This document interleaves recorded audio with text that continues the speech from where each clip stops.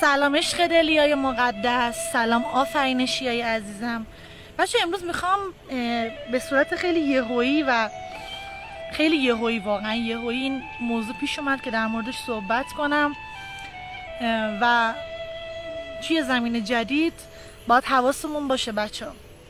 قانون بیداری و آگاهی تعادله، یعنی تو توی خوبی و توی بدی باید به یه تعادل برسی، یعنی حتی خوبی خیلی زیاد هم میتونه تبدیل بشه به یه بدی، میتونه یه ایگو به وجود بیاره. یعنی تو وظیفه ای نداری که همیشه 100% خوب باشی و خوب بودنت رو به بقیه ثابت کنی، چون در دل یک ایگو بچه، ایگو یعنی چی؟ ایگو یعنی خود، یعنی من، یعنی منیت. اوکی؟ این منیت اگه بخواد منفی بودن خودش رو ثابت کنه میشه ایگوی منفی، و اگه بخواد خوب بودن خودش رو ثابت کنه میشه ایگوی مثبت. ولی در هر دو صورت بده، یعنی همون قاعده افراط و تفریط به وجود میاد. اینو بچه امروز خیلی جدی بگیرین. لایوامون ما از این به بعد میخوایم بچه تو یوتیوب ذخیره کنیم، چون الگوریتم اینستا جوری شده که واقعا پیج ریزش میکنه وقتی ما لایوای، حالا بعضیا فکر نمیکنن که این لایوا ارزشمنده. الگوریتم اینستاگرام اینجوریه بچه‌ها، یعنی الگوریتم اینستاگرام به نحویه که شما زمانی که اینجا هستین اجازه داریم پست‌های کوتاه و ریلزهای کوتاه بذاریم. دوستانی که دوست دارن لایوهای ما رو داشته باشن تو دایرکت با یاسمن جان هماهنگ کنن، یا با ترلان جان یا با نفس، بچه‌هایی که میشناسینشون هماهنگ کنین که لایوها رو از این به بعد بچه‌ها توی چیز ببینین، توی یوتیوب ببینین، چون اونجا الگوی بالا رو قبول میکنن ولی اینجا نه. خب بچه امروز میخوایم در مورد ایگوی معرفت صحبت کنیم. ایگوی معرفت یکی از تیغ‌های برنده و به ظاهر زیبای مدار آگاهیه. یعنی شما زمانی که وارد بیداری و آگاهی میشی به خاطر اینکه قبلا خوبی نکردی، قبلا خیلی مثلا علاقه‌مند به این نشون دادن رویه روشنت نبوده، افراط میکنی، هی میگی بذار من برم این کار رو انجام بدم، بذار برم خوبی کنم، بذار تا میتونم برم خوبی کنم. بچه لایو رو بزنین که من دوباره کپشن رو بنویسم، فکر کنم رفت. بذار ببینم هستش، بذارمش دوباره، اگه باشه که خیلی خوبه. موضوع لایو. خب پس بچه ببینین، معرفت یعنی شناخت، ولی در زمین قدیم معرفت به چه چیزیه؟ تو مثلا یه معرفت به خرج بده، این کار واسه من بکن، یه لطفی انجام بده، یه کاری رو واسه من انجام بده، یه بزرگی تو نشون بده. مگه تو مسیر بیداری نیستی؟ خب بیا بزرگیتو به من نشون بده، اون خوب بودنتو به من نشون بده، اون عالی بودنتو به من نشون بده، واقعا به من نشون بده که تو هم آره میتونی مثلا اوکی فلانی بیساری. دقیقا بچه چیزی که دارم میگم جدیدن کدش برام باز شده، چون من مثل شما فکر میکردم که واقعا معرفت چیز خیلی خوبیه، ولی بچه هر چیزی از تعادل خودش خارج بشه شخص رو میرسونه به درجه توقع، و توقع خودش یک ایگوییه که هزاران ایگو و هزاران منیت رو به چالش میکشه. همزمان که دارم باهاتون صحبت میکنم زیبایی‌هارم بهتون نشون بدم که چقدر اینجا زیباست، چقدر قشنگه. و بچه ها ما نباید به خاطر اینکه میخوایم به یه نفر کمک کنیم شخص رو از طرح الهی زندگی خودش خارج کنیم. یه مثال میزنم بهتر حرفمو درک کنیم. مثلا امروز تصمیم گرفتی به یه نفر کمک کنی، همین امروز تو نمیتونی بیای بری به همه کمک کنی، درسته؟ نمیتونی بری به همه کمک کنی، اصلا همچین چیزی نیست. چرا؟ چون تو اگه حس دلسوزی بیاد بالا که مثلا به قول معروف حالا بذار من برم کمک کنم، وای نه، وای اینجوری، وای نه اونجوری، دقیقاً همونجا داری تو طرح الهی اون شخص دخالت میکنی. یعنی تو نمیتونی بیای بگی چون ما 1000 تا کودک خواب داریم، 1000 تا کارتون خواب داریم، باید برم به همشون کمک کنم. خب حالا از کجا بفهمم که باید به کی کمک کنم؟ مثلا تو رفتی یه رستورانی غذا خوردی، حالا از رستوران اومدی بیرون، میبینی یه نفر جلوته، نشونه بخوا که خدای من توی این لحظه باید به کی کمک کنم، توی این لحظه باید دست کیو بگیرم. تو که به من الان مسیرم آگاهی دادی، بالاخره من دوست دارم این همدلیمو ثابت کنم. و بچه‌ها هیچ وقت همین کلمه ثابت کردن، خوبی تو سعی نکن به کسی ثابت کنی، چون این خودش یه ایگوه. خود ثابت کردن خوبی خودش یه ایگوه، خودش یک بلاکس، خودش یک مشکل بزرگه. چرا این اتفاق میفته؟ چرا ما تو ایگوی معرفت گیر میفتیم؟ چون که ذات خداگونه ما بیدار میشه و ما میخوایم هر طوری شده ثابت کنیم که آره من به تو کمک میکنم تو بیدار شی، من به تو کمک میکنم که تو کارت رشد کنی، من به تو کمک میکنم که اینطوری شه. خب اون شخص بچه‌ها اگر اومده مثلا سر راه تو قرار گرفته که تو بهش کمک کنی، یه جاهایی هم باید بذاری تضاد بخوره. نباید لقمه رو آماده بهش بدی. به قول معروف میگه باید ماهیگیری بهش یاد بدی، ماهی آماده رو بهش ندی، چون اون هنوز ظرفیت ماهی آماده رو نداره. اوکی تو بهش کمک کردی، راهنمونش شدی، اوکی تا اینجا اوکیه، ولی از اینجا به بعدش نباید تو طرح الهیش دخالت کنیم. بچه ها ایگوی معرفت یعنی دخالت کردن در طرح الهی بقیه. من چجوری تو طرح الهی بقیه دخالت میکنم؟ زمانی که در هر شرایطی فرت و فرت میخوام به بقیه کمک کنم. مثلا دوستم امروز یه شکستی خورده، زنگ زده به من میخوام بشینم باش صحبت کنم. تو تا جایی که میتونی صحبت میکنی، نباید خودت بندازی تو چال و چوله اون، نباید بندازی. بچه‌ها ببینین کمک کردن یعنی چی؟ کمک کردن یعنی من یه کاری انجام بدم، اون لحظه اون ذات روشنم، اون نیمه آگاه همو بکشم بیرون برای چند لحظه. ولی این وظیفه نیست، کمک کردن وظیفه نیست بچه‌ها. کمک کردن یه چیز بالفطره است. اگر تو اینو وظیفه خودت میدونی، وظیفه انسانی من حکم میکنه کمک کنم، پشتش چه حسایی میاد بالا؟ که نکنه من کم این کار رو انجام دادم. بعضی من میگی نکنه من این کار رو کم انجام دادم، همزمانم میگی نکنه من پرروش کردم. چون بچه زمانی که تو طرح الهی زندگی یه نفر دخالت میکنی، طبیعت اینقدر منو دوست داره کلا منو میگیره. زمانی که تو طرح الهی یه نفر دخالت میکنی، اولین اتفاقی که میفته میدونی چیه؟ اون شخص تلاش نمیکنه، اون شخص میفته تو چرخه، یه چرخه بد دیگه، توی چرخه بسته دیگه، و اون چرخه اون شخص رو میبره تا قهقرا و اون شخص فقط متکی میشه به تو. مثلا الان به یه نفر داری کمک میکنیم، بعد اون شخص مثلا به فرض مثال میاد میگه که توی این مسیرم به من کمک کن، تو اون مسیرم به من کمک کن. ببین دیگه خودش تلاش نمیکنه، میبینه تو یه آدم آگاهی هستی، داری بی قید و شرط این کارو میکنی، بعد در درونت عذاب وجدان میگیری که نکنه من دارم اشتباه میکنم.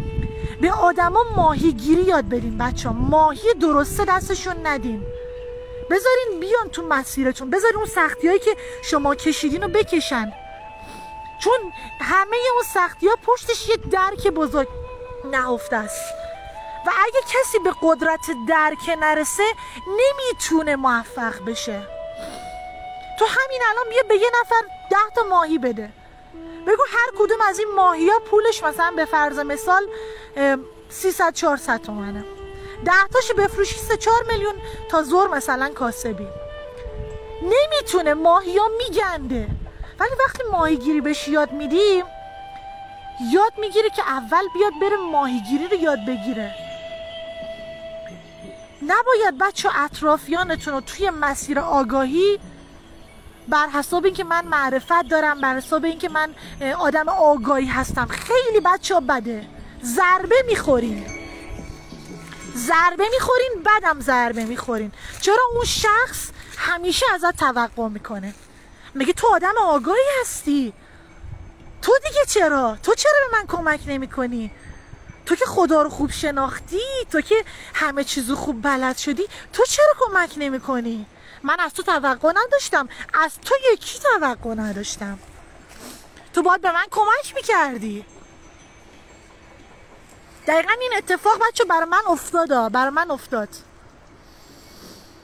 توقع زیاد نمیذاره اون آدم رشد کنه، چون اون آدم یه بت جدید ساخته. حالا مهم نیست که اون بت توی مسیر آگاهی، تو مسیر بیداری، هر چیه، نذارین آدم ها ازتون بت بسازن. وقتی آدم ها رو متوقع بار بیارین، بت میسازن از شما و خودشون تلاش نمیکنن و میخوان که همه چیز آماده داشته باشن و زمانی که میخوان همه چیز آماده داشته باشن، تو هم داری در برابر اونا کارما میسازی. چرا؟ چون اونا رو از طرح الهی زندگیشون آوردی بیرون، خارجشون کردی، اونا رو از طرح الهی زندگیشون خارج کردی و زمانی که یه نفر از طرح الهی زندگیش خارج میکنی، اون شخص مجبور به تو تضاد بزنه که بهت بگه تو داری اشتباه میکنی، تو نباید به من کمک میکردی. زمانی که بهت داره تضاد میزنه، یعنی تو نباید به من کمک میکردی، تو اشتباه کردی که به من کمک کردی، تو نذاشتی من طرح الهی زندگیمو. اومدی یه جا گفتی فلان مشکل، اوکی، ولی اصرار نداشته باش که اون آدم تغییر کنه، اصرار نداشته باش که اون آدم این کارو انجام بده، پیگیرش نشو، مهندس ناظر زندگیش نشو. تو فقط مهندس ناظر زندگی خودت هستی. اون آدم تغییر کنه یا نکنه به خودش مربوطه، اصلا به من، به تو، به هیچ احدی مربوط نیست. چون هر انسانی بچه یه طرح الهی داره و اگر ما طرح الهی آدم ها رو دستکاری کنیم، توی طرح الهی زندگی خودمون هم تأخیرهای متعدد به وجود میاد. امروز این سوال از خودت بپرس، بگو من تو طرح الهی زندگی چه کسایی دخالت بیجا کردم، سر همین معرفت به خرج دادنم، همین ایگوی معرفتم، خب سر همین ایگوی معرفتم که الان توی زندگی من یه سری چیزا سر جای خودش نیست. بذار آدم ها یه سری چیزا رو خودشون تجربه کنن. چون ببین بچه ها، این که میگن تجربه را تجربه کردن خطاست، این کاملا از نظر من اشتباهه. یه سری 10%، 20% رو قبول دارم، ولی مابقیش رو قبول ندارم. میدونین چرا بچه ها؟ چون زمانی که یه نفر به درک تو نرسیده باشه، نمیتونه اون موضوع رو بپذیره. تو وقتی به درک یه چیزی میرسی، یه موضوع رو میپذیری. تو حالا هر چی میخوای بگو که فلانی مثلا اگر این کارو بکنی زندگی عوض میشه، اون باید به درک این برسه که این زندگیشو تغییر میده، این موضوع اتفاق میفته یا نه. اگه به این درک نرسه، نمیتونه، واقعا نمیتونه تغییر کنه. ایگوی معرفت رو تو زندگیتون داشته باشین بچه ها. ایگوی معرفت 2 تا بچه داره، یکی از بچه هاش توقعه، یکی از بچه هاش سرزنشه. اگر تو زندگیت مدام داری خودتو سرزنش میکنی، همین از خودت بپرس، بگو ایگوی توقع از کجا اومد؟ از معرفت. نمیگم امروز دیگه پشتتو بکن به همه بگو من دیگه نمیدونم فلانم. تعادل. خود خداوند تو قرآن میگه من اسرافکاران رو دوست ندارم. منظورش این نیست که تو الان یه نون بخوری نصفشو بذاری زمین. اسرافکار چی؟ اسرافکار آگاهی هم دوست نداره خدا. یکی نمیتونه اون لحظه درک کنه، نمیتونه تو رو درک کنه تو اون لحظه. تو اصرار داری معرفت به خرج بدی، همون آدم میزنتت زمین، همون آدم. ولی یه جاهایی خلا ایجاد کن. رفتی به یه نفر کمک کردی، اوکی، بذار شانسشو بره امتحان کنه. کلمه بذار شانسشو امتحان کنه، بذار خودش به درکش برسه، بذار خودش واقعا به درکش برسه. اگه خودش به درکش نرسه، نمیتونه. تو هر چقدر بشینی سخنرانی کنی 999 بارم بیای بگی اون خدایی که تو میشناسی این نیست، این خدا اینه، میگه من نمیفهمم تو چی میگی. پس برای آدم‌های اطرافتون ایگوی معرفت ایجاد نکنین و برای خودتونم همینطور از هیچ کس توقع نداشته باشین، چون ایگوی معرفت ایجاد میشه. زمانی که از یه نفر توقع میکنی اون آدم میتونه بهت ضربه بزنه. میدونی چرا؟ چون تو ازش یک چیز کامل ساختی. آقا اونم تو مسیر تکاملش، اونم نیمه تاریک داره، اونم نیمه روشن داره. حتی اگر آدمی باشه که توی این مسیر به قول معروف به آگاهی حالا رسیده باشه. آگاهی که اصلا بچه صد نداره. آگاهی یعنی درک، یعنی مثل یه دریای عمیقی که من از سر این دریا، از سطح دریا دارم یواش یواش یواش یواش یواش میام پایین که برسم به عمق. ولی هر بار باید نفس بگیرم، هر بار باید زندگی کنم، هر بار باید به این درجه برسم که بسازمش. بذارین بقیه هم خودشون بسازن. بچه ها طرح الهی زندگی بقیه رو دستکاری نکنین. ایگوی معرفت طرح الهی و مشیت الهی رو تو زندگی بقیه دستکاری میکنه. یه سری از تضادایی که الکی تو زندگیاتون داره به وجود میاد، برای خود منم اتفاق افتاد، ایگوی معرفته. به هیچ عنوان ایگوی معرفت نداشته باشین.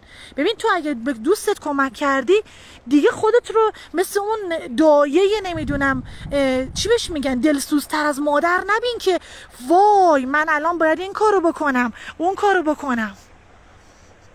آخه واسه چی؟ به چه دلیلی؟ وظیفه ای نداری تو. خداوندگارش بالا سرشه. تو یه دست خدا هستی، تو فقط یه جرقه هستی، تو یه قلقلک هستی. 10 بارم قلقلکش بدی آدمی که نخواد بخنده نمیخنده. نمیخنده واقعا. این بچه خیلی مهمه. تعادل یعنی همین. یه قسمت از یین و یانگ یعنی همین. تو برای یین و یانگت نیازی نیست که دنبال این باشی که من نیمه مردانم رو درست کنم، نیمه زنانم رو درست کنم، برم نمیدونم مردانه رفتار کنم برم زنانه. نه بچه همش این نیست. یعنی افراط و تفریط، یعنی خوبی زیادی هم خوب نیست. میدونی چرا؟ چون اون شخص رو نمیذاری زندگی کنه. تو داری به جاش تصمیم میگیری، تو به جاش داری زندگی میکنی، تو به جاش داری احساس آزاد میکنی. بذار خودش به اون احساسه برسه. بذار به این درک برسه که یه مراقبه مثلا یه مدیتیشن چقدر میتونه مثلا قشنگ باشه. یه بار بهش گفتی دعوتش کردی اوکی. اگه دیدی به اون درک نرسید اصرار نکن که تو باید به اون درک برسی. چون همون آدم بهت قشنگ ضربه میزنه. این قانون جهان هستیه بچه ها. جهان هستی میگه هر چیزی رو از چرخه تعادل خارج کنی ایگو به حساب میاد. هر چیزی رو، هر احساسی رو، هر خوبی رو، هر بدی رو، اصلا خوب و بد نه، هر احساسی رو ببریش توی دامنه یین یا ببریش تو دامنه یانگ، ببریش تو سفیدی خیلی بیش از حد. ببین این خورشید قشنگه ولی زمانی که کل دنیا این خورشید بتابه تو نمیتونی چشماتو باز کنی. یعنی حتی نور زیادم خوب نیست، تاریکی هم خوب نیست. تعادل، نور در کنار تاریکی، چون تاریکی داره نور به تعادل میرسونه، نورم داره تاریکی رو به تعادل میرسونه. اوکی؟ پس بچه این نکته رو خیلی بهش توجه کنیم. هر جا میخوام برم پر از شاخ است، ولی خوبه دیگه، طبیعته دیگه. زمانی که به این درک برسی میفهمی که چرا خداوند تو قرآنش گفته ما سرنوشت هیچ قومی رو تغییر نمیدهیم. سرنوشت یعنی چی؟ یعنی طرح الهیش دیگه، مگر اینکه خودشان بخواهن. آدمی که میفته تو چرخه بیداری بسم الله داره میگه من طرح الهیم اینه، بسم الله من شروع کردم عوض شم. تلنگر رو بزن، مستقیم و غیر مستقیم حضور داشته باش، ولی معرفت، من یه رفیق با معرفتم، من یه دوست با معرفتم، من یه استاد با معرفتم. دخالت بیجا نکن در طرح الهی. ایگوی معرفت یعنی چی؟ یعنی دخالت بیجا در طرح الهی بقیه.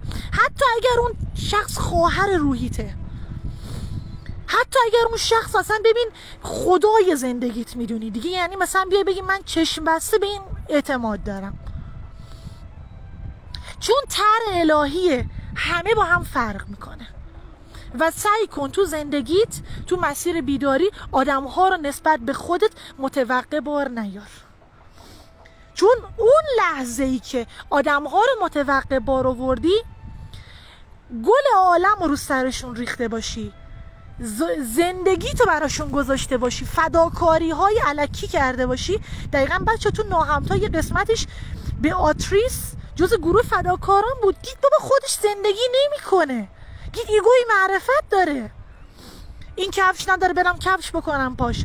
بعد دید خودش زندگی نمیکنه، خودش تو آینه نگاه نمیکنه، زیبایی خودشو نمیبینه، توانایی خودشو نمیبینه، پتانسیل خودشو نمیبینه. پس بچه فداکاری هم حد داره، اندازه داره. این حدا رو نگه دارین تو هر چیزی. و یادتون باشه خداوند اسرافکاران رو دوست نداره. یعنی علنا میگه من دوست ندارم، میگه تو داری کار خوبی میکنی یا تو از نظر خودت بابا داری بهش آگاهی آموزش میدی، داری بهش عشق و آموزش میدی، همه اینا رو داری میگی، ولی ببین بذار آدما به ظرفیتشون برسن. شاید اون لحظه اون آدم ظرفش فقط یه استکانه، قطره ای چکید و نام آن دل شد. قطره قطره چکید بچه، آگاهی قطره قطره چکید. آگاهی به این معنی نیست که من بیام یه خمره یه بشکی رو پر کنم بگم فلانی دهنتو باز کن برات از بهشت شراب ناب آوردم. بخوری دیگه رنگ غمو نمیبینی، بخوری دیگه رنگ بدهی رو نمیبینی، میاره بالا. نداره ظرفیت یه گالون آگاهی رو. به کوچکترین موجود عالم که یه مورچه باشه یا حتی کوچکتر از اون یه آمیب، یه تک سلولی نگاه کن و متناسب با اون ظرف بقیه رو پر کن. و این ایگوی معرفت بچه ها متاسفانه یکی از باگای پررنگ مسیر آگاهیه و بچه های آگاه هم دارنشا. بچه های ناآگاه بعضی مثلا حالا میگه من عادت کردم، آره من رفیق با مرامیم، باشه من خودم آذرماییم، این اخلاقو دارم متاسفانه. البته روش خیلی کار کردم، خیلی معرفت به خرج میدادم، خودمو مینداختم وسط، میگفتم نه این من باید بهش کمک کنم، این گناه داره. که گناه داره یسا بنداز دور، گناه و ثوابش پای خودشه. وقتی میگه گناه داره یعنی چی؟ یعنی خدای قربونت برم من میخوام جای تو الان این آدم رو به طرح الهی زندگیش دعوت کنم. خدا میگه تو مگه میدونی طرح الهی زندگیش چیه؟ من اینو خلقش کردم. من میگم الان باید تضاد بخوره، من میگم الان باید تنها باشه، من میگم الان باید بره اون کار اشتباه رو انجام بده. تو یه بار گفتی اگر نگرفت نباید دیگه خودتو به آب و آتیش بزنی جلوش بگیرم. نمیتونیم بچه ها، نمیتونیم، چون آدم ها متناسب با درکشون رفتار میکنن. هر درکی که داشته باشن همونو اعمال میکنن، همونو اعمال میکنن. هر چی لازم بود و گفتم دیگه. و بچه از این به بعد ما لایوامونو توی یوتیوب میذاریم، چون واقعا میگم الگوریتم اینستا دیگه اجازه نمیده ما لایو طولانی بذاریم. پس دوستان عزیزی که میخوان لایوها رو داشته باشن و سیو شدهشو ببینن باید بیان توی پیج یوتیوبمون. پیج یوتیوبمون رو هم کامل براتون اونجا میذارم توی استوریا در موردش. و خواهشی که آخر ازتون دارم اینه که بچه الگوریتم اینستا به لایک های استوری، به لایک های پیج خیلی اهمیت میده. همون جوری که خالصانه و با عشق دارم براتون انرژی میذارم و از شیره جانم بهتون میبخشم، شما هم لایکاتون رو ببخشین. نه که هیچ اجباری درش نیست، ولی به همون میزان که آگاه میشی، به همون میزان که حالت خوب میشه، به همون میزان که برات کلید باز میشه. ببینیم بچه‌ها، چون الگوریتم اینستا فقط به مخاطباشه، یعنی به هیچ چی دیگه کار نداره. یکی از دلایلی که الان به پیج ما چیه به خاطر اینکه بچه‌ها واقعا تعاملاشون کمه. و بچه‌ها کمک کردن شما به این معنی نیست که مثلا من